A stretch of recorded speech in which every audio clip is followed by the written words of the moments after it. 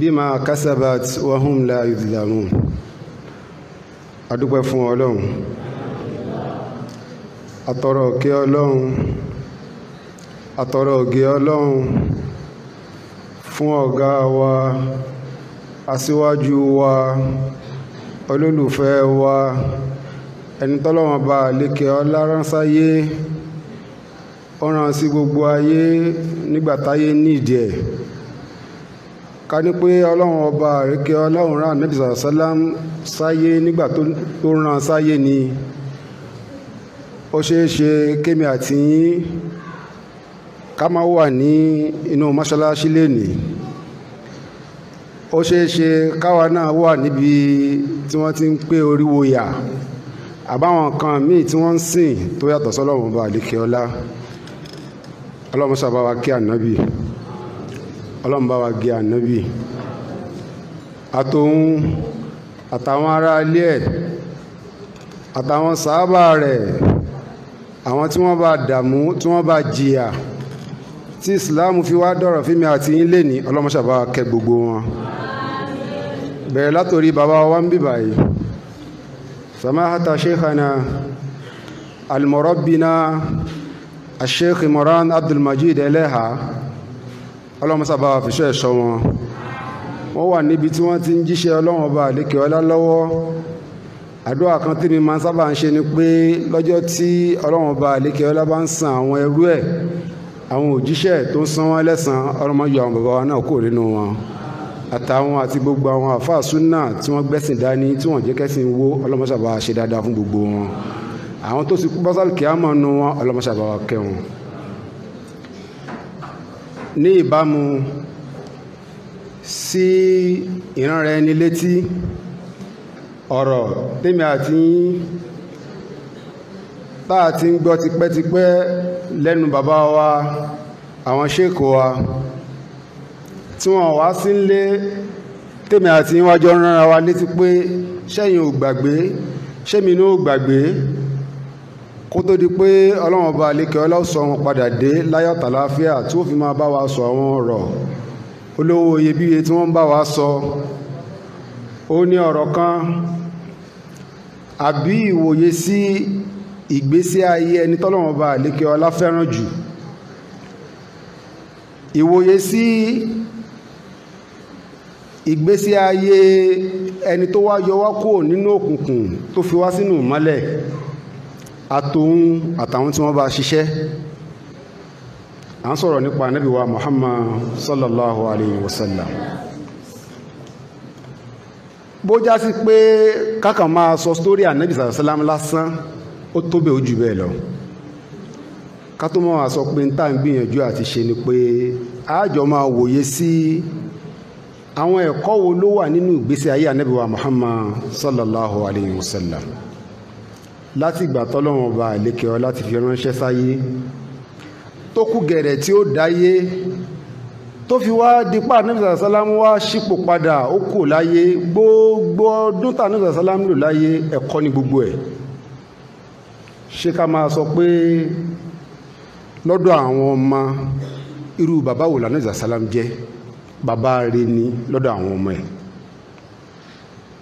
Tá a bá tún mẹ́nu bà àwọn ìyàwó, irú ọkọ wo ni Ànábì sàlám jẹ́ fáwọn ìyàwó ẹ̀? Ọkọ rẹ̀ ní lọ́dọ̀ àwọn ìyàwó ẹ̀. Tá bá tó wá ń sọ̀rọ̀ ẹbí, lọ́jọ́ tí wọ́n bí Ànábì sàlám sáyé tó wá ń dàgbà tí wọ́n máa sọ pọ́kùnrin rèé,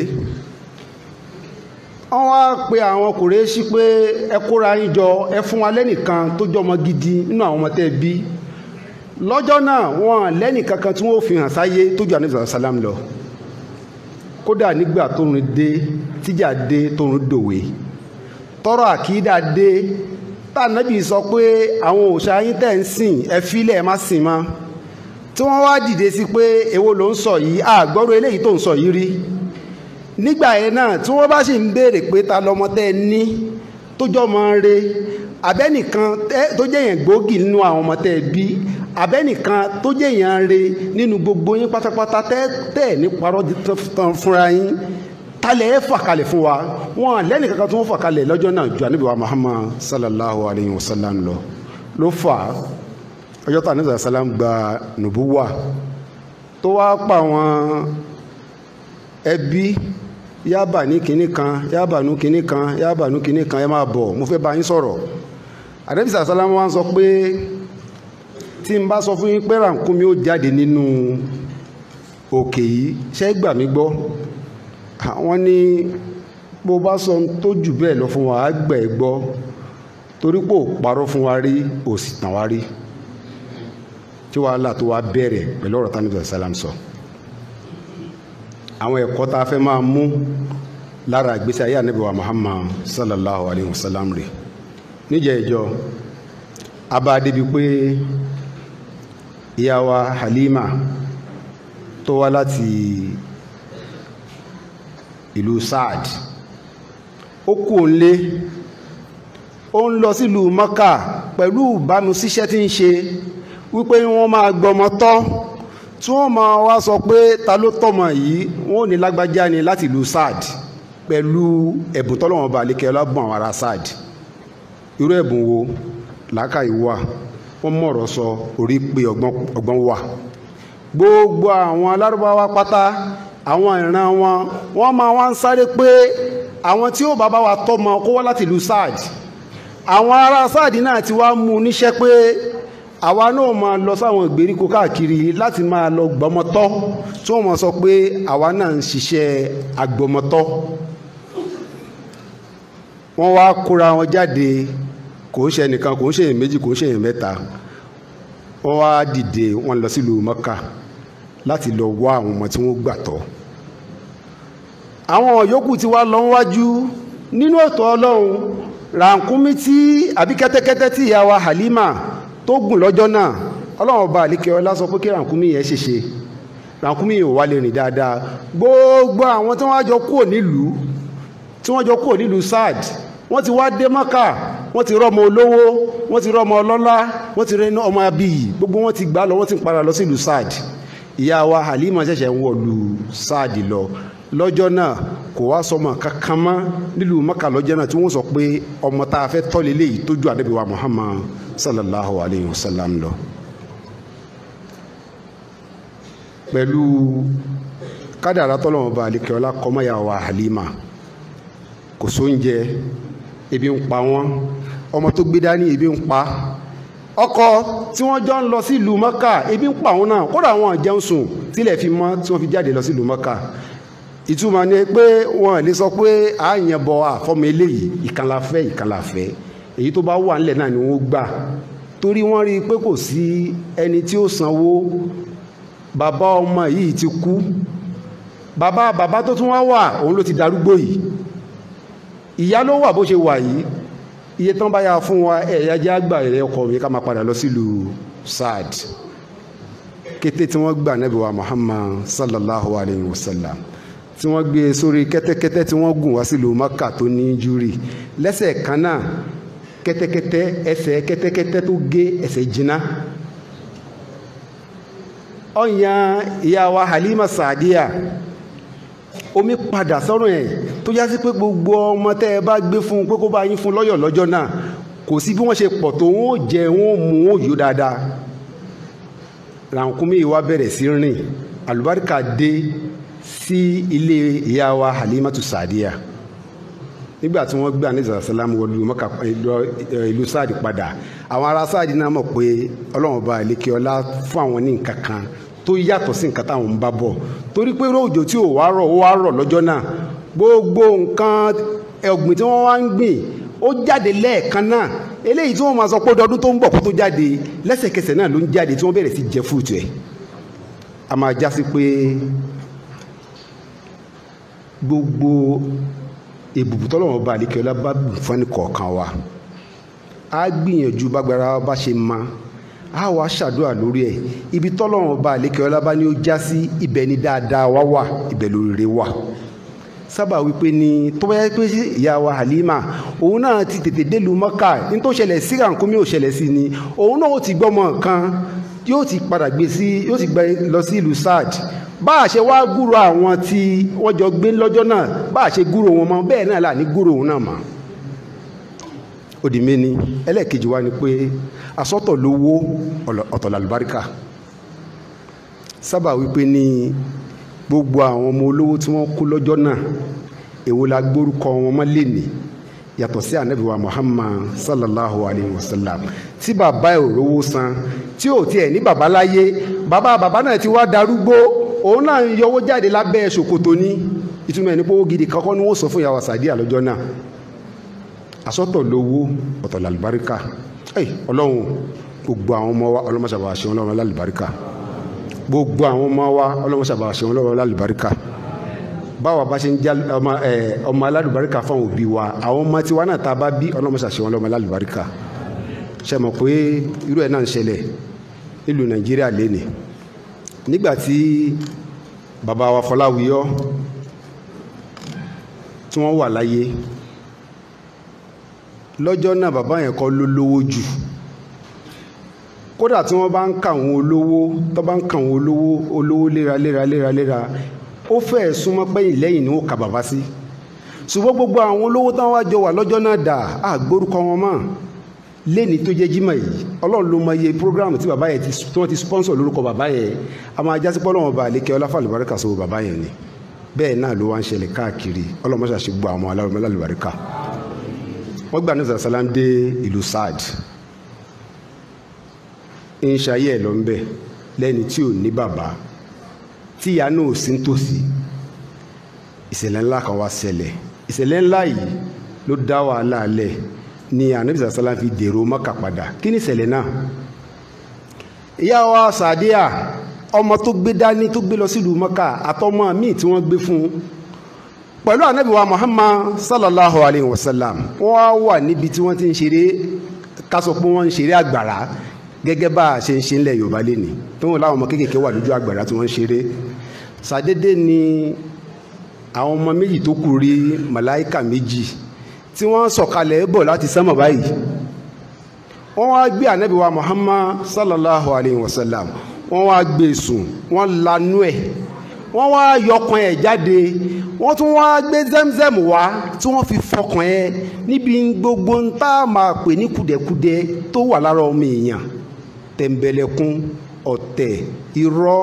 ẹbọ gbogbo ń tá a máa sọ pé aburú tó wà lára ọmọ èèyàn rèé wọ́n fi omi Zemzem wọ́n fi fọ tọkàn Ànábì sallallahu alaihi wasallam wọ́n wá dọ́kàn náà padà wọ́n wá rán ibi tí wọ́n rán dé wọ́n fi àpá ríránlẹ̀ tó já sí pé gbà tí Ànábì sallallahu alaihi wasallam padà ń dàgbà àfáà wa Anas ibn Malik nípadà ń sọ fún wa pé òun rí ibi tí wọ́n ti rán Ànábì sallallahu alaihi wasallam padà kódà nígbà tí Ànábì sallallahu alaihi wasallam tó dàgbà kójú má rí bí gbogbo ara lògùn ẹ̀ àwọn méjì wọ́n sá ọ̀padà lọlé wọ́n lọ báyà wa Halima Sàdíà ìyá wàhálà dé o wàhálà kí ló dé báyìí ló ṣẹlẹ̀ ìyá náà máṣọ ó di wúrí nígbà tí wọ́n débẹ̀ àwọn màláíkà ti parí iṣẹ́ tán wọ́n ti padà lọ́sọ́dọ̀ Ọlọ́run bàdìkẹ́ọ́lá kí ló dé ọmọ ọdún mélòó ọmọ ọdún 5 láàrin ọmọ ọdún 4 sí 5 kódà kò tí ì pé 6 Ànábì sàlámù ò sí nípò ẹni tí ó sọ pé báyìí ló ṣẹlẹ̀ ìyá wa wò pé àmọ́rú tí ó ṣẹlẹ̀ sọmọ yìí a ti ń rí pọ́mọ alálùbáríkà nílò tọ́ ṣùgbọ́n léyìí tí wọ́n ń ṣẹlẹ̀ yóò yé wa wọ́n wá gbé Ànábì wa Muhammad sallallahu alayhi wa sallam wọ́n dá padà lọ sílùú Mákà lọ́dọ̀ ta ni lọ́dọ̀ bàbá ẹ̀ àti lọ́dọ̀ ìyá ẹ̀ ọmọ yín la gbé wá fún yín ṣé ò sí àkùsí nǹkan kan akọ̀fẹ́ dá padà náà kí ló dé àkùsí nǹkan kan wọ́n wá bẹ̀rẹ̀ sí tù wọ́n nígbà tó yá ni wọ́n ṣàlàyé pé báyìí ló ṣẹlẹ̀ nǹkan báyìí ló ṣẹlẹ̀ la fi dá padà wá pé kọ́lọ̀ má jẹ́ ara burú ìyá rẹ̀ kò níbi tí ó kọ́ ọmọ ẹ̀ sí ọmọ tó rí ẹ̀ bá pé tó fẹ́ oríire ayé àti tàlkìyámà tó bá wá nílà káì kò sẹ́ni tó yẹ kó máa bàbàrà kó máa gbé lẹ́kẹ̀ẹ́jọ́ kó máa ṣe dáadáa sí jù ìyá ẹ̀ lọ torí pé tí gbogbo ayé bá kọ́ ma bò sí bọ́mọ yẹn ṣe burú tó kódà kọ́ náà ọmọ yẹn ń jalè ó ń gbébọn ìyá ẹ̀ nìyẹn ò máa jẹ́ wọ́n dọ́mọ padà fún ìyá wa Amina ó gbọ́mọ ẹ̀ padà ó bẹ̀rẹ̀ sí tọ́jú ọmọ ẹ̀ ìṣẹ̀lẹ̀ ńlá mi tún ṣẹlẹ̀ ìyá yìí dìde ó ó lọ sí ìlú Madina ó lọ kí àwọn èèyàn tó wà ní ìlú Madina òun àtànábì wa Muhammad sallallahu alayhi wa sallam àtàrábìnrin nǹkan tá à ń pè ní Umu Ayman wọ́n ń pè ní Baraka ibn Talaba òun ní ọmọ ọ̀dọ̀ ìyá wa Amina lọ́jọ́ náà wọ́n wá ń padà bọ̀ wọ́n dá ìkan tá ń pè ní àbúwá ọlọ́jọ́ dé ọlọ́wọ́n balẹ̀kẹ́ ọlá tún gbẹ̀mí ìyá ànábì wa Muhammad sallallahu alayhi wa sallam nísìn kò sí ìyá mọ́ kò sí bàbá mọ́ àyàfi bàbá tí wọ́n máa sọ pé ẹni tó kù fún bàbá náà lélẹ̀ ọmọ òpóǹdó mo fi ń sọ oúnjẹ ìjọ pé a máa gbìyànjú agbára wa láti ṣe responsibility tọ́lọ́wọ́ bá lékè ọlá gbére wa lórí àwọn ọmọ wa a máa ṣàdúrà fún wọn a máa ṣe dáadáa kí wọ́n lè bá aṣọ rere ṣùgbọ́n àwa ń bẹ o a sì ń bẹ o kádàrá ọlọ́wọ́ bá lékè ọlá òṣèlú rẹ̀ ọmọ wọ́n dá Ànábì wa Muhammad sallallahu alayhi wa sallam wọ́n dá padà sí ìlú Maka ta ló dá padà Umu Ayman ọmọ ọ̀dọ́ rẹ̀ gbogbo ẹ̀yin tẹ́ ń sọmọ ọ̀dọ́ káàkiri àbí tẹ́ ń ṣerú káàkiri ẹ̀ mà láníyàn tó dáa sábà wípé ní ọlọ́run ọba àlékè ọlá padà tàlìjẹ́ náà fún yá yìí nígbà tá ànábì sàlá ń dàgbà ànábì wá ń pé ta ló fẹ́ kan nínú àwọn obìnrin àlìjẹ́ náà kó jáde o ẹni bá mọ̀ pé òun fẹ́ arábìnrin kan nínú àwọn arábìnrin tó wà nínú àlìjẹ́ náà ó jáde o ìkan wà ń bí o ìyá mi ni mo kọ̀nsídà ẹ̀ níyà lẹ́yìn ìyá mi nígbà tí ó di tala nabi sallam sọ ó di Umu Ayman tá ń pè ní Baraka ibn Talaba ta ló jáde lọ́jọ́ náà tó fẹ́ ìyá yìí Zayd ibn Haritha tí wọ́n ń pè lọ́mọ anabi wa Muhammad sallallahu alayhi wa sallam káyà tó sọ̀kalẹ̀ pé ma kana Muhammadin aba ahadi min rijalikum ọmọ wọn náà tún bí wọ́n tún bí ọmọ alálùbáríkà Usama ibn Zayd ẹ wo generation yẹn generation sàábé sí sàábé sí sàábé ìyá sàábé sàábíyà ọmọ sàábé ọmọ sàábé ìyá yìí gbé ọmọ padà wá fún bàbá anabi wa Muhammad sallallahu alayhi wa sallam bàbá yìí náà tún gbà anabi sallam òun náà tún tọ́jú ẹ̀ kódà ó nífẹ̀ẹ́ ju bó ṣe nífẹ̀ẹ́ gbogbo ọmọ tó bí lọ ṣé mọ̀ pọ́ ọmọ là anabi sallam sí ó wá nífẹ̀ẹ́ ju gbogbo ọmọ tó bí lọ ó di méní ẹlẹ́ẹ̀kejì gbogbo ọmọ táwọn ọmọ ẹ̀ wá bí bàbá yìí tún nífẹ̀ẹ́ anabi sallam ju gbogbo àwọn ọmọ ẹ̀ lọ dépò pé ó níbì kan táwọn àgbàlagbà máa ń pè ní àgbàntara nílùú òkè wọ́n máa ń gbé kíní ẹ̀sẹ̀gbẹ̀ Kaaba fún Abdul Muttalib tí ń ṣe bàbá anabi wa Muhammad sallallahu alayhi wa sallam bó wọn bí ọmọ kadà kó débẹ̀ ọmọ kékeré anabi sallallahu alayhi wa sallam mọ̀ kankan tó bá wà rà lọ síbẹ̀ tó jókòó síbẹ̀ táwọn yòókù bá wọn wò pé tí bàbá wa gbẹ mú bàbá yẹn bá rí bàbá yóò ní ẹ filẹ̀ ọmọ mi ni ṣé mọ̀ pé mo sọ́njẹ́ jọ pé ọ̀pọ̀lọpọ̀ àwọn tí wọ́n láwọn ń rìnà àtàwọn tí wọ́n ń woṣẹ́ wọ́n ti ń sọ fún bàbá yìí pé ó bímọ kan gbogbo àwọn àmì tó wá ń ṣẹlẹ̀ nígbà tí wọ́n bí Ànábì sàlám ń fi hàn bàbá yìí náà pé kó má jásí pọ́ ọmọ tí wọ́n ní bí náà lélẹ̀ yìí bàbá yìí nífẹ̀ẹ́ Ànábì Muhammad sallallahu alayhi wa sallam nígbà tí Ànábì sàlám dọmọ ọdún 8 bàbá yìí náà tún fò sílẹ̀ bàbá yìí náà tún kú kò sí ìyá mọ́ kò sí bàbá mọ́ kò sí bàbá mọ́ Ànábì sàlám wá bọ́ sọ́wọ́ àwọn tẹ́ ẹ mọ̀ pé wọ́n máa ń fi kú pa ọmọ àwọn tẹ́ ẹ mọ̀ pé wọ́n máa ń fi sùtá ṣe ọmọ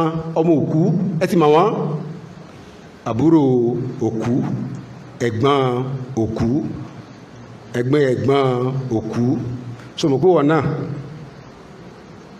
ó ti ṣe sábàbí ikú ó ti pa ẹ̀gbọ́n ẹ̀ ó ti pàbúrò ẹ̀ náà ọmọ ẹ̀ tó rí pọ́mọ ọkùnrin ni ó ti nà ọ́ náà ní nǹkan òun náà ti ya wèrè nílẹ̀ Yorùbá àwọn àgbàlagbà máa ń pòwe pé igbá tá a bá fi gbé ka òun náà là á fi pín tí ì bá ṣòwò yẹn pa bí wọ́n ṣe fẹ́ nìkan yẹn bẹ́ẹ̀ náà ni wọ́n ṣe fún wọn náà tí wọ́n náà wá ṣe fún ọmọ ọlọ́mọ bẹ́ẹ̀ náà ni wọ́n ṣe ọmọ tí yóò yọmọ ẹ̀gbọ́n rẹ̀ náà ń wèrè ni bó ṣe yọmọ tiẹ̀ náà ń wèrè ni ẹ gbogbo ogun tó wá ń lé tó fi ń pa wọ́n tó fi ń yá ń wèrè yẹn ọmọ tiẹ̀ náà ò ní dúró jẹ́ ọlọ́run bá àlekẹ́ ọlá ní a'udhu billahi minash shaitani rajim wal yakhsha alladhina law taraku min khalfihim dhurriyatan di'afa khafu alayhim falyattaqullaha waliyaqulu qawlan sadida. Gbogbo ẹ̀yin tẹ́ mọ̀ pé ẹ̀yin náà padà fọmọ́lẹ̀, tẹ́yin náà lọ síbi tí òkú máa ń lọ, ẹ ṣọ́ra yín o, torí ń tẹ́ ẹ ṣe fáwọn ọmọ ọlọ́mọ ni wọ́n ṣe fọ́mọ ti yín náà. Ìtumọ̀ ẹ̀ ni pé tó bá yá sí pé dáadáa la ṣe fọ́mọ ẹ̀gbọ́n àbọ̀mọ àbúrò tọ́lọ́wọ́n bá àlékè ọlá pè sọ́dọ̀, àbí wọn náà ló fi lọ́lọ́wọ́n bá àlékè ọlá lò ní sábà bíi pípa ni, ṣó mọ̀ pé tí wọ́n ṣe fún ọmọ ọlọ́mọ yẹn ni wọ́n ṣe fọ́mọ tiẹ̀ náà, ó di méní. Tí wọn náà wá ṣe fẹ́ gbọ́n rẹ̀ àbí tó ṣe fábùrẹ̀ náà ni wọ́n ṣe fún wọn náà. Ọmọ bọ́ sọ́wọ́ Abu Talib tí ń ṣe àbúrò bàbá Ànábì wa Muhammad sallallahu alayhi wa sallam. Nílẹ̀ Yorùbá tábà lọ́mọ bọ́ sí ọwọ́ àbúrò òkú, gbogbo alamọ tó mìíní àfàwọn èèyàn díẹ̀díẹ̀ nu wọn tọ́lọ́wọ́n bá lékè ọlá ń lò sí sábàbí dáadáa. Ṣùgbọ́n tábà lọ́mọ bọ́ sọ́wọ́ ẹbí, kò ní ìyá mọ́, kò ní bàbá mọ́, ẹ̀gbọ́n ẹ̀ ti kú, àbúrò ẹ̀ ti kú, àmọ́ irú ìyàtọ̀ ọmọ yẹn máa ń jẹ. Àwọn míì náà wọn pàgbọ́n wọn pàbúrò, ṣùgbọ́n tó ń sí pé kò kú sẹ́ni tí ó sọ pé mo ṣe báyìí fún ẹ, wọ́n wá bẹ̀rẹ̀ sí máa ọmọ ẹ̀ lè mà. Nínú ètò Ọlọ́run ọba wà ní pé gbogbo àwọn ọmọ yẹn Ọlọ́run bá sábà máa ń gbé wọn ga ni. Tó bá dọwọ́ ọjọ́ iwájú, ẹni tí wọ́n ń fìyà jẹ wọ́n yẹn òun náà máa padà ráde ni, yóò ráde tọmọtọmọ ni. Ètò Ọlọ́run ọba àlekè ọlá nìyẹn. Ṣùgbọ́n bàbá yìí Abu Talib tó ń ti kèfèrí ara ẹ̀, òun ò ṣànábì wa Muhammad sallallahu alayhi wa sallam, kò ṣe bẹ́ẹ̀. Ó fẹ́ràn Ànábì wa Muhammad sallallahu alayhi wa sallam ju ọmọ tó bí lọ, dépò pé lára dáadáa tó ṣe fún Ànábì wa Muhammad sallallahu alayhi wa sallam ni pé ó fún ní portion iṣẹ́ tí ó máa ṣe tó bá dàgbà. Ṣùgbọ́n iṣẹ́ tó Abu Talib fún Ànábì sallallahu alayhi wa sallam, iṣẹ́ darandaran, ó ní ṣe àbójẹ́bàmú pẹ̀lú ètò Ọlọ́run ọba àlékè ọlá àti ìbùkún tọ́lọ́run ọba àlékè ọlá ó gbé fún Ànábì sàlám lọ́jọ́ iwájú láti máa jójíṣẹ́. Torí kímọ̀ tó wà níbi ìmá dẹran ni pé gbogbo ẹni tá a bá ń pè lánàbì, Ànábì sàlám náà padà sọ, ó ní ma min nabi illa wara al-ganam, kò sáà nábì kan àyàfi kó kọ́ dẹran. Kímọ̀ tó wà ń bẹ̀ ni pé ẹran ò lè sọ̀rọ̀, ẹnu ò ní làákàyè, ìwọ ló wá ń dà wọ́n jẹ́, àyàfi kó ṣe sùúrù, ó di méní. Ẹlẹ́ẹ̀kejì, ó gbọ́dọ̀ ní dedication tó fi yanjú wọn tí kò gbọ́dọ̀ jáde kúrò láàrin wọn. Bí ká bá jáde láàrin wọn, ó gbọ́dọ̀ lálàákàyè, ó gbọ́dọ̀ lọ́gbọ́n tó fi dá padà táwọn yòókù náà tún ní wọgbó lọ. Hikima tí ó máa ń sábà wà ń bẹ̀ lọ́pọ̀lọpọ̀ gbà nìyẹn. Ànábì sàlám bẹ̀rẹ̀ sí dẹran pẹ̀lú Abu Talib. Wọ́n wá jáde lọ́jọ́ kan, wọ́n lọ sílùú Sham àbí wọ́n lọ sílùú Yaman. Wọ́n wá débì kan, ọba kan wà ń bẹ̀, ọba yìí òun sábà ń jáde àyàfi tí nǹkan kan bá fẹ́ ṣẹlẹ̀. Ara ó kàn fún àbí kan woṣẹ́ fún àbí kíní kan ṣẹlẹ̀, yóò wá jáde pé kí ló ṣẹlẹ̀ nílùú mi lénìí.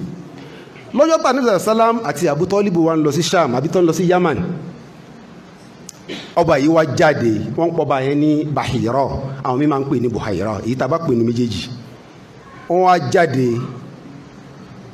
lẹ́yìn ìgbà tó kí wọn tán, ó ní àkásá Ànábì wa Muhammad sallallahu alayhi wa sallam. Ó ní ta lọ́mọ yìí? Wọ́n lọ́mọ Abdul Muttalib ni tí bàbá ẹ̀ kú lọ́jọ́ sí. Ẹ jẹ́ ń wẹ̀yìn ẹ̀. Ó wá ṣẹ́yìn Ànábì wa Muhammad sallallahu alayhi wa sallam. Ó rí àpá ìjà Ànábì ń bẹ. Àpá ìjà Ànábì tó máa ń sábà wà lára gbogbo àwọn òjíṣẹ́ Ọlọ́run ni pé ibẹ̀ yóò dàbí pé wọ́n ṣèṣe bákan, yóò dúdú, inú wa jáde ń bẹ̀, bó ṣe wà lára gbogbo àwọn ànábì Ọlọ́run nìyẹn. Ó wá ń sọ pé ṣé kò ń ṣe ẹni tọ́lọ́wọ́n ọba àlékè ọlá táwọn ń kà nínú tírà àwọn pọ́lọ́wọ́n ọba àlékè ọlá fẹ́ràn sáyé lélẹ́yìí. Ẹ dá padà sílùú Maka, ẹ má jẹ́ ó lọ sílùú Yaman mọ́, torí pé yóò dọ́dọ̀ àwọn ará Rome, àwọn Roman Empire. Lára ntọ́lọ́wọ́n ọba àlékè ọlá fi wá kàn wọ́n ni pé èèyàn bú ní ọ̀pọ̀lọpọ̀ wọn. Tí wọ́n bá wá débẹ̀, wọ́n mọ àmì yẹn, tí wọ́n bá fi láàmì yẹn, wọ́n pa. Ẹ dá padà sílùú Maka, ẹ má jẹ́ ó dé ìlú Maka mọ́. Ṣùgbọ́n kẹ́ tó lọ, ẹ má bọ̀ kí n dáná fún yín, má fún yín lóúnjẹ. Ọba yìí wá ṣètò oúnjẹ, ó wá ní kí gbogbo wọn wọlé. Bí wọ́n ṣe wọlé, wọ́n fẹ́ bá bẹ̀rẹ̀ sí jẹun. Ọba yẹn ní ọmọ yẹn dà, wọ́n ló wà ń ta pẹ̀lú àwọn ẹran tí ó ń dà. Ọba yẹn ní ẹjọ́ wọlé. Ànábì sàlámù wọlé, gbogbo wọn jókòó sábẹ́ igi tí ṣéèdì wà ń bẹ̀ báyìí. Ànábì sàlám jókòó, òun jókòó síbi tóun wà lẹ́sẹ̀ kan náà tánàbì sàlám jókòó, gbogbo igi tó sọ̀rọ̀ ń di wọn tó fún wọn ní shade ó gbé ẹ̀ pátápátá yí ó dúró sórí Ànábì wa Muhammad sallallahu alayhi wa sallam. ọba yìí ní ṣe mo sọ fún yín, ó sọ fún yín ṣe bẹ́ẹ̀ náà ń rí sallallahu alayhi wa sallam. ó tún dọjọ́ kan ó padà sílé, wọ́n tún gbéra, wọ́n tún dẹran lọ, wọ́n lọ sílùú Sham. Àkọ́kọ́ Yaman ni, eléyìí wọ́n lọ sílùú Sham. Wọ́n wá dáàrin méjì inú igbó kìjikìji tí ò sí, tí nǹkan kan bá jáde ikú ni ó já sí. Ẹranko ńlá jáde nínú igbó, ẹranko yìí jáde, gbogbo wọn túká torí wọ́n mọ̀ pé bí kìíní ṣe ṣẹlẹ̀ yìí gbogbo wa là kú lé ní. Wọ́n sá káàkiri, wọ́n sá káàkiri. Ànábì sàlám dúró síbi tó dúró sí, ẹranko yẹn wá bá a, ó kàn lọlẹ̀. Ànábì sàlám fọwọ́ kan lórí, ó kàn lọlẹ̀, ó kàn kúnlẹ̀ síwájú Ànábì wa Muhammad sallallahu alayhi wa sallam. Ànábì wa gùn, ó wá gùn lọ sáàrin wọn padà pé kò sí nǹkan kan, ẹja máa lọ bí tá ń lọ sallallahu alayhi wa sallam. Gbogbo àwọn mọ̀jízáàtì tí Ọlọ́run balikẹ́ ọlá fún Ànábì sàlám kékeré tá a lè kà tán, òun lélẹ́yìí tá a mẹ́nu báyìí. Nígbà tí Ànábì sàlám wá ń dàgbà lọ, tá a máa sọ pé ọ̀dọ́ ti dé, Ànábì sàlám wá ṣe àwọn ìgbìyànjú kan láàrin àwọn èèyàn níbi tí wọ́n ti ń ṣe dáadáa tó já sí pé tá Ànábì sàlám náà ò bá sí mbẹ̀ ni a máa sọ pé ṣé dáadáa làwọn eléyìí ń ṣe ṣá àbí wọ́n kàn ń ṣe kọ́ṣọ̀ lu wọn, kí làwọn dáadáa náà. Pẹ̀lú ògo Ọlọ́run a máa kọ́ntínú ní ìgbà tí a bá ṣe khutuba ẹlẹ́ẹ̀kejì. Barakallahu li wa lakum fil Qur'ani wa sunnah wa nafa'ani wa iyyakum bima fihinna min al-hayati wal hikmah. Allahumma ighfir lana dhunubana wa ighfir lana, Allahumma ighfir lana dhunubana, Allahumma ighfir lana dhunubana, Allahumma ighfir lana dhunubana. Rabbana atina fid dunya hasanatan wa fil akhirati hasanatan wa qina adhaban nar.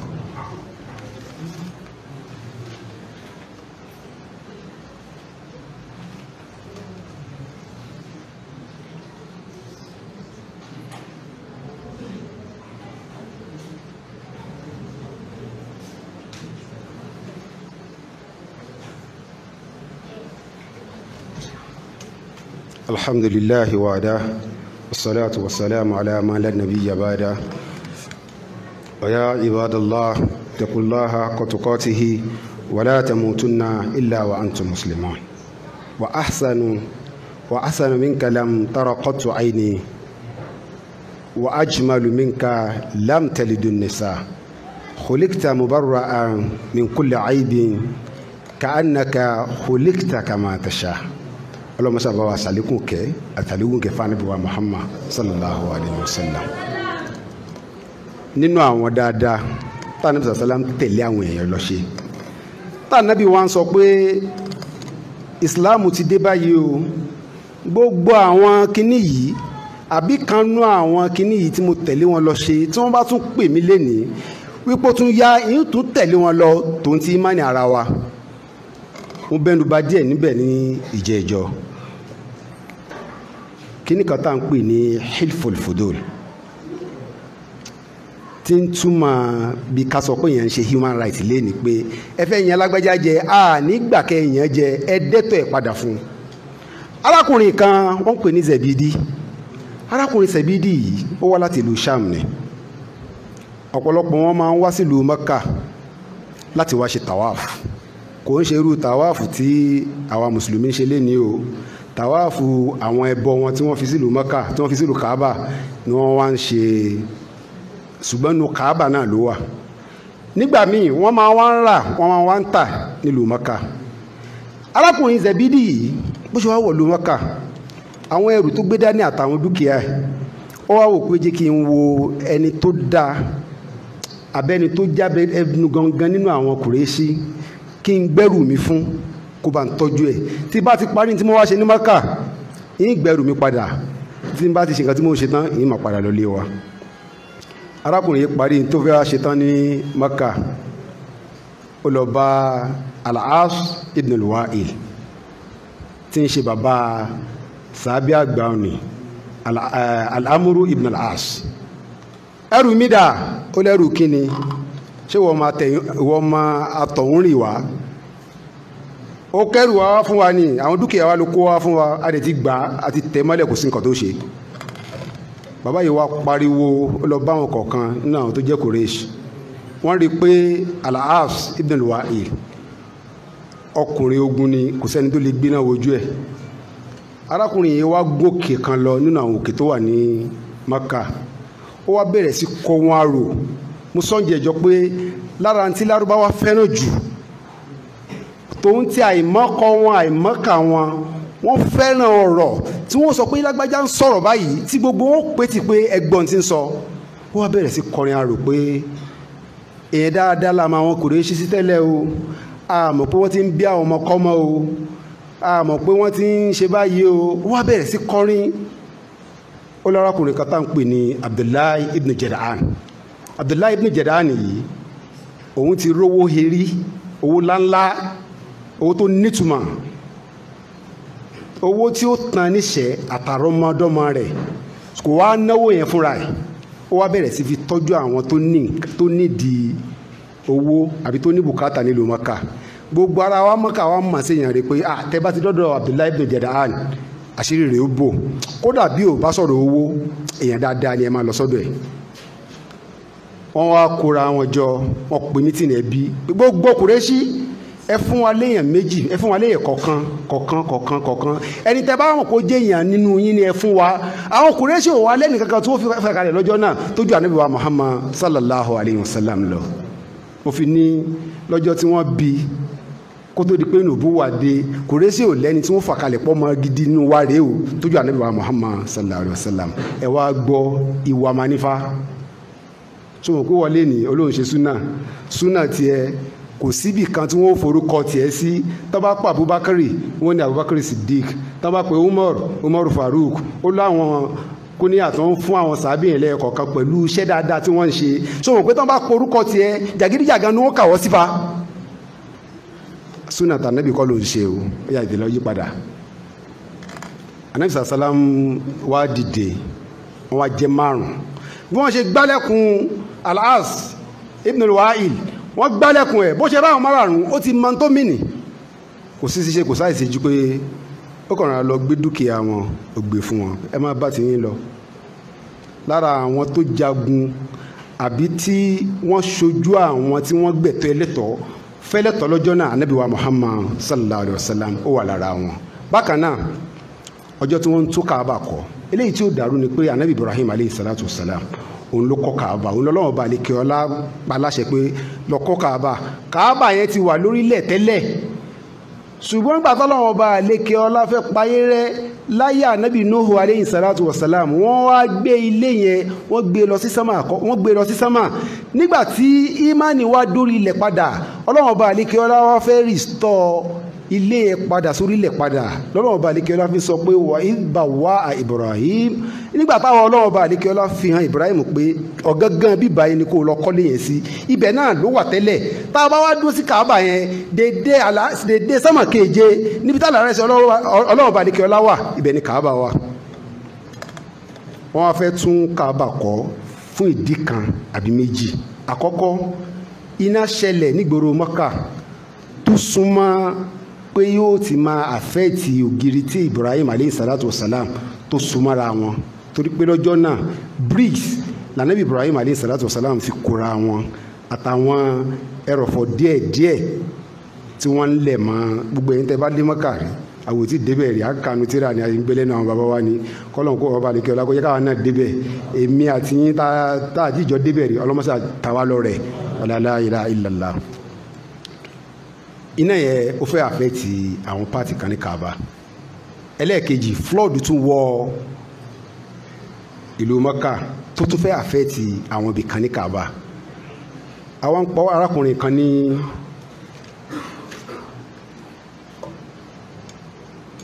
Al-Walid ibn al-Mughira olówó dìde pé a lè máa wo kíní ìrìnà báyìí nítorí ṣẹlẹ̀ ni pé ẹjẹ́ tún Kaaba yìí kọ́ àwọn yòókù wá yarí máa lọ́wọ́ pé ó fẹ́ dá wàhálà alẹ́ àkọ́kọ́ ilé Ọlọ́run ni kèfèrí mà pọ́ Ọlọ́run ọba àlékè ọlá ló kọ́lé yẹn ilé Ọlọ́run ọba àlékè ọlá ni ó di méní. Ẹlẹ́ẹ̀kejì, gbogbo àwọn òòṣà wa tá à ń sìn inú Káàbà yẹn náà ló wà. Àwa ní ká bẹ̀rẹ̀ sí máa wó ká máa tún kọ́, àwọn òṣè o. Al-Walid ibn Mughira wa ní ó dáná ẹ̀já ṣe báyìí, èmi ó bẹ̀rẹ̀, gbogbo àwa lọ́jọ́ sùn, tó bá wá di lálẹ́ máa rọ̀ la, a wá wo kí ni ó ṣẹlẹ̀, bóyá Ọlọ́run Ọba àlékè ọlá ó sọ punishment kalẹ̀ lórí wa. Ṣùgbọ́n tọ́lọ́run Ọba àlékè ọlá ò bá ti wá fìyà jẹ wá tílẹ̀ bá fi wá mọ́, gbogbo wa pátápátá là á wá kóra wa jọ, a wá jọ sọ bóò là á ṣe tún kọ́.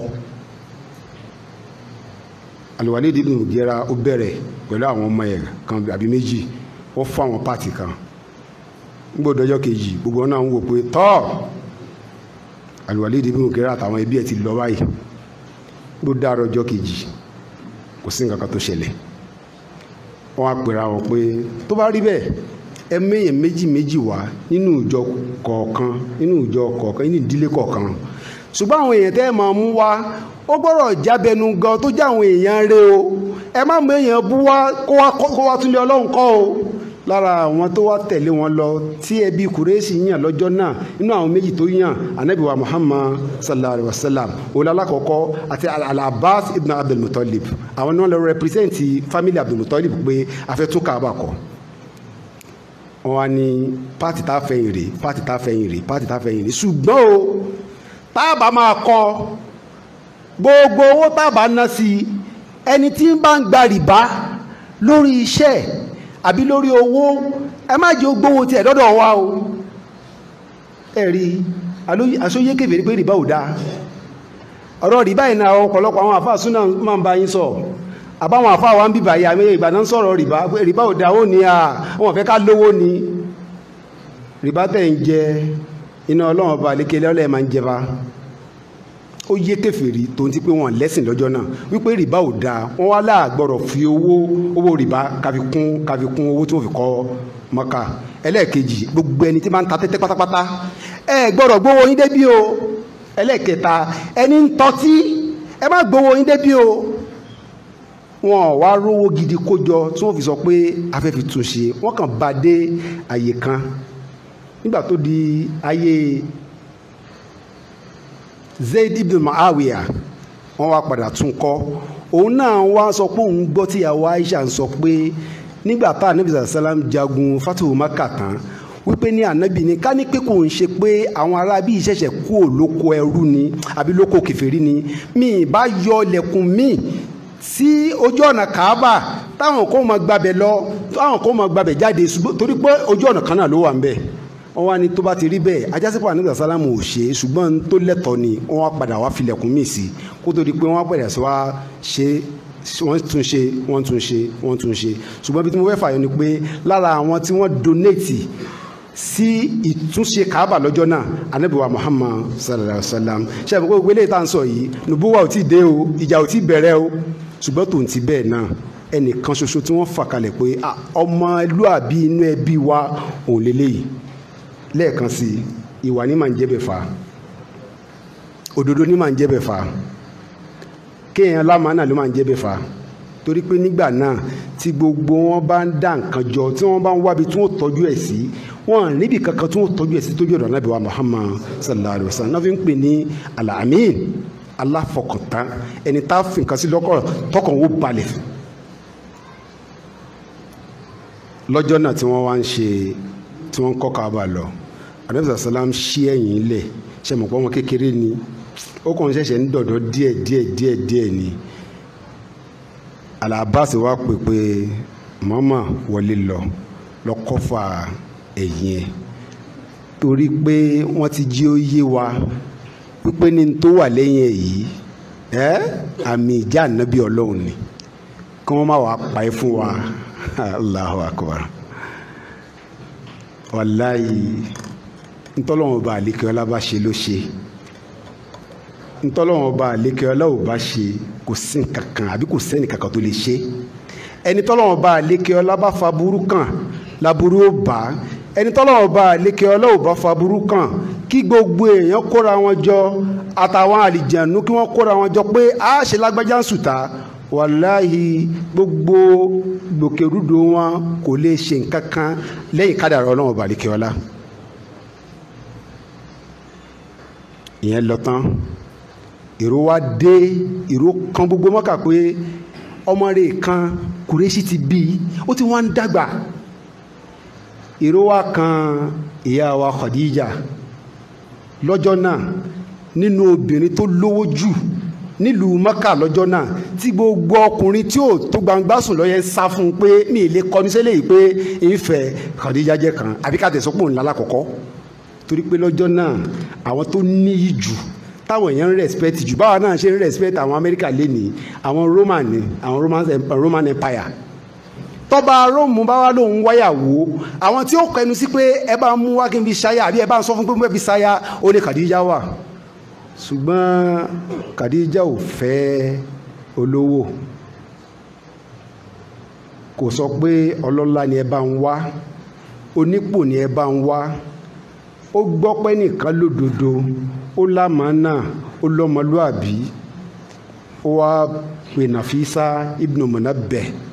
ó ní bá ń bá ànábì sọ̀rọ̀, àbí bá ń bá àwọn fámílì ànábì sọ̀rọ̀ pé mo fẹ́ fẹ́. Ṣùgbọ́n kó tó dìgbà yẹn, ó ti máa rán ànábì sàlám lọ sílùú Sham tí wọ́n máa gbọ́jà lọ, torí ó invite ànábì sàlám pé wọ́n máa bá mi tajà, wọ́n máa bá mi ṣòwò. Tí wọ́n bá wá lọ, òun àti Maisara wọ́n jọ máa ń lọ sílùú Sham ni, bí tí wọ́n fi kúrò nígboro àbí ní oko Maka, tí wọ́n fi débi tí wọ́n ń lọ, gbogbo igi ojú ọ̀nà wọn máa dàbò bo ànábì wa Muhammad sallallahu alayhi wa sallam. Tí Maisara náà wá wò pé irú èèyàn wo rèé. Nígbà tí Maisara délé, ó ní ìyàwó Khadija, ẹni tẹ́ gbéṣẹ́ fún yìí báyìí lórí, báyìí lórí, báyìí lórí, àmọ́ náà tún wá wà lọ́dọ̀ ẹ̀, kò ń ṣe akagon àbí kò ní glue lọ́wọ́. Khadija wá wò pé irú eléyìí ló jẹ́ àfi ṣaya. Sọ̀rọ̀ pé wọn náà bímọ, tọmọ ẹ̀ ń sọ pé bàbá mo fẹ́ lọ́kọ, ìmọ̀ ń ṣẹlẹ̀ fa. Arábìnrin kan, sísá wa kan ló fẹ́ fẹ́ ọkọ, ó wá sọ fáwọn òbí ẹ̀ pé àsìkò tí mo fẹ́ lọ́kọ ti tó. Wọ́n wá ní ọ̀yà lọ́mọkọ wá. Ó wá rí brọ́dà kan tó lọ́mọlúàbí tó lẹ́sìn, ó wá ní àwọn òbí mi ní ẹ yọjú sí wa. Brọ́dà wa múra bí tèmi báyìí, ó wọ jàlábíà white, irú jàlábíà tí mo wọ̀ yìí white, àwọn fìlà kéékèèké tá a máa ń dé yẹn, ó wọ yẹn náà white, ṣòkòtò ní sùsáàk mashallah, inú gbẹ̀rẹ̀. Bó ṣe wá wọlé, salamu alaikum, salamu alaikum, ẹ̀rọra ẹni táyà ní ẹmú wádà, ó láwọn náà rè ọ́ ní àtàyẹ̀rọra àfà Aisha wá jẹ́rìí ọ. Wọ́n wá pé Aisha wọlé, ìyá ló ní Aisha, mo ní ọlọ́mọkọ wá, àfà ló tún lọ mú wá. Látọjọ́ tó ti ń lò jáàbù mo ti mọ̀ pé mi ní jẹ́rìí ẹ Aisha. Ṣẹ̀bọ̀ pọ̀pọ̀lọpọ̀ yín náà, èyí tẹ́yìn náà ń ṣe nìyẹn, ẹ̀ ń wá bank manager, ẹ̀ ń wọ́gà company àbí. Ọlọ́run sábà máa ń dẹ̀ dojú tì yín last ni, torí pé àwọn tẹ́ ń wá káàkiri yẹn wọ́n ṣe kàtígórì yín. Ọjọ́ tí nǹkan bá ṣẹlẹ̀, àwọn kàtígórì wọn ni wọ́n máa súnmọ́, wọ́n pa yín ti sẹ́gbẹ̀ẹ́ kan ni. Ẹ wá tó bẹ́ẹ̀ kí a máa jọmọ yín kẹ́ wá sọ pé nìṣó ń bẹ̀ ẹ̀ tó bẹ́ẹ̀, ẹ mọ̀ pé ẹ parẹ́ pẹ̀lú ọmọ yín ni. Ànábì sàlám ní in atakum ma tardawna dinuhu wa khuluquhu fazawwijuhu wa illa takunu fitna wa fasadu kabir. Ó ní tẹ́ bá ti rẹ́ni tó ní ẹ̀sìn tó wá bá yín pé mo fẹ́ fọ́mọ yín, tó tún wá lọ́mọlúàbí, èmi rèé òun mo dé mo fẹ́ fọ́mọ yín. Ànábì sàlám ní ẹ fọ́mọ yín fún ẹni tó yẹ kẹ́ ẹ fọ́mọ fún náà nìyẹn. Ṣé ẹ lélẹ́yìí tó kù tẹ́yìn ń dì káàkiri yẹn, kádàrá tẹ̀ ń lé káàkiri ọwọ́ Ọlọ́run bá àlìkẹ́ ló wà. Tó bá padà yá, Ọlọ́run bá àlìkẹ́ ló padà ṣínà fún wọn lópin ìgbà tí wọ́n bá ti lẹ́sìn tí wọ́n sì níbẹ̀rù Ọlọ́run. Gbogbo yín pátápátá tẹ̀ ń ṣerú nǹkan tá à ń sọ yìí, àbáwá tá a jòkólẹ̀, ẹ̀yin tẹ́ jòkólẹ̀, àbẹ́mi náà tẹ́mi náà ń sọ̀rọ̀ yìí, ọjọ́ tá a fẹ́ fẹ́yàwó èlò la nílà káǹtì wa. Sọ́lọ́wọ́ bá àlìkẹ́ Ọlọ́run yanjú ọ̀rọ̀ wa ni. Ọ̀pọ̀lọpọ̀ yín lẹ kọ́lé, lẹ ra mọ́tò, lẹ ṣe gbogbo ẹ̀ lẹ́yìn ìgbà tẹ́ ẹ fẹ́yàwó tán. Lọ́jọ́ tẹ́ ẹ fẹ́yàwó, owó sàdáàkì tẹ́ ẹ fọ́n ìyàwó yín lẹ tún yánú ẹ̀. Sọ́lọ́wọ́ bá àlìkẹ́ Ọlọ́run gbọ́ bùkátà yín ni. Khadija ni ẹ bá ń sọ fún mo fẹ́ fẹ́. On the other hand, àbí at the other hand, Ọlọ́run ọba àlekè ọlá ṣètò yẹn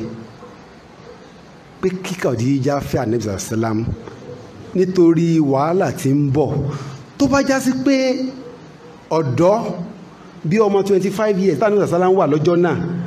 òun ni irú ọ̀dọ́ bẹ́ẹ̀ ló lọ fẹ́ bóyá ọmọ 18 years àbọ̀mọ 19 years ni ṣé ẹ mọ̀ pé lọ́jọ́ tí wàhálà dé tí Jùbìrìlù kó gbogbo ẹ̀ṣọ́ tọ́lọ́run ọba àlekè ọlá fún tó kó wá pé mo fẹ́ lọ jíṣẹ́ àbí mo fẹ́ lọ bá ẹni tọ́lọ́run ọba àlekè ọlá fẹ́ jù bára ní sàlám ṣe jáde ní gẹ́rù hìrá yẹn tí ń lọ tó bá dọ́dọ̀ ọmọ 18 àbí 16 àbí 17 years kí lẹ́rù pé yóò sọ fún un wo wàhálà yìí ti pọ̀ èmi ò mọ ilé ìtẹ́sọ̀ èmi ń lọlé wa o torí pé ó padà wá yá ọjọ́ ti lọ ó padà wá yá nígbà tó ṣẹlẹ̀ Khadija ni la yukhzikallahu abada ṣe tó ń ṣe lélẹ́yìí ọlọ́run ọba àlekè ọlá ò ní dojú tì ẹ́ torí pé o máa ń ṣe báyìí o máa ń dẹbi pọ̀ o máa ń ṣe báyìí o máa ń ṣe gbá o máa ń ṣàwo ó yá ká lọ níbo ni wọ́n lọ sílé Warakatu ibn Nawfal wọ́n débẹ̀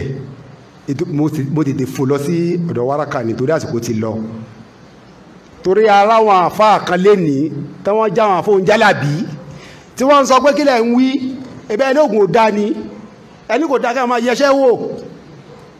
ṣe bígbà tí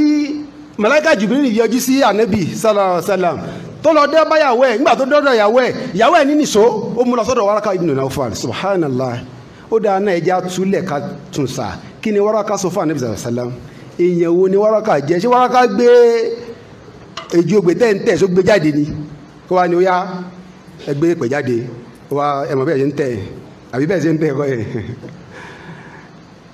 kí ni Waraka ibn Nawfal sọ fún Ànábì sallam ó sọ fún Khadija pé irú tó ń ṣe yìí ní máa ń ṣàwọn ànábì Ọlọ́run torí pé Waraka ibn Nawfal ìkánú àwọn àfa Yahudi ni gbogbo tó ń ṣẹlẹ̀ lápèjúwe ìsìn àásí ń bẹ̀ lọ́jọ́ tá à ń sọ̀rọ̀ tí Ànábì sallam wà láyé ṣùgbọ́n àkánú tíra pé aláàmà nùbú wà àpẹẹrẹ tá a fi mọ̀ pé lágbájá ẹni Ọlọ́run ni òjíṣẹ́ Ọlọ́run ni irú nǹkan báyìí ń wà lára wọn ó di méní tẹ́ bá tún ṣe báyìí ló wà lára wọn tí túmọ̀ sí pé tó yẹ kó Ọlọ́run ọba àlékè ọlá sì fẹ́ sọ ànábì míì kalẹ̀ ní tá a bá ti rí lára wọn kí là á pè é òjíṣẹ́ Ọlọ́run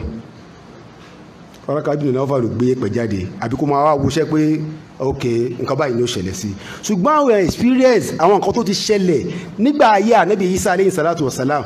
tó Waraka ibn Nawfal náà kà nínú tírà wọn ló ní àti inú nǹkan báyìí bá ṣẹlẹ̀ ẹni tó wá bá yẹn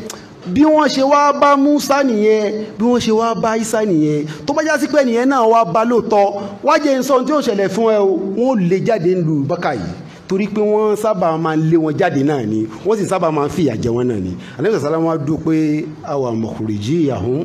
gẹ́gẹ́ bí wọ́n ṣe jọmọlúàbí láàrin wọn yìí wọ́n lé mi jáde mo fẹ́ lè sọ pé mi ìgbàgbọ́ kí ló padà ṣẹlẹ̀ wọ́n lé Ànábì sàlámù jáde ṣe mọ̀ pé tí Waraka ibn Nawfal sọ fún Ànábì sàlámù ó padà ṣe kò wá ń ṣe pé Waraka ibn Nawfal wá ní gébù o kò ṣe pé kọ̀kọ̀ lórí àbó wá gbé kíní kan jáde àbó wá gbé Kùránì jáde torí gbogbo ọ̀nà náà ló pọ̀ lénìí tó ń jọ mọ́tọ́ Ọlọ́run ọba àlékè ọlá tó yẹ sí pé tá a bá wá lẹ́kọ̀ọ́ á kó sínú ẹbọ bá a bá dẹ̀ ti ṣẹbọ wàláhì inú náà là ń lọ ẹyẹ kí n tún sọ lẹ́ẹ̀kan sí mo sọ níbi 3 àbí 4 weeks ago ẹni bá lọ bá bàbá Yẹmí wò abẹ́lé yìí tó gbé Kùránì jáde tó wá síbì kan bóyá ṣí Súrátù Yásìn bóyá ṣí bàrá àwọn tó máa ń ṣí náà nìyẹn tó wá ní fọwọ́ síbì kan abẹ́lé yìí tó wá pọmọ kékeré jòjòló tí ò tí bàlágà tí ń ṣe ògbìfọ̀ láàrin òun àtàlìjẹ̀nú abẹ́lé yìí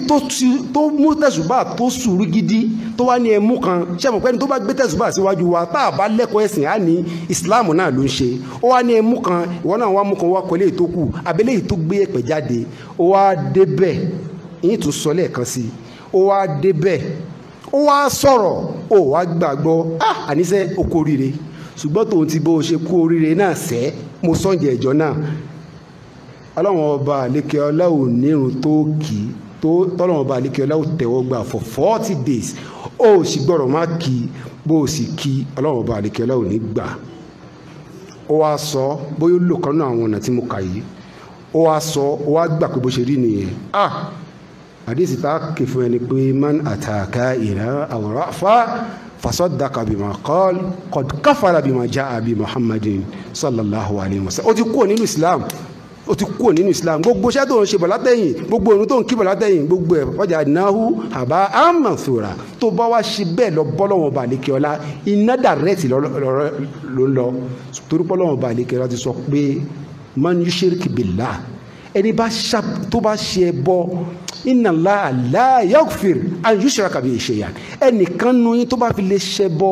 tó bá fi lè wá bá bẹ́ẹ̀ wá bá mi, èmi Ọlọ́run bá lékè ọlá ò ní foríjì. Ẹni tó Ọlọ́run bá lékè ọlá ò bá foríjì kò sí nǹkan kan mọ́ ju pé yóò jìyà lọ, yóò jìyà nínú iná, yóò jìyà nínú sàréè, òkè àsẹ̀rátì yóò jìyà. Gbogbo bí táwọn àfáà ń sọ fún wa pé ìyà wà, gbogbo ẹ̀ pátápátá ní ó ti tọ́yàwó. tọ́lọ́run bá lékè ọlá ó bá wa ṣe final judgment, inú iná ni ó pín sí.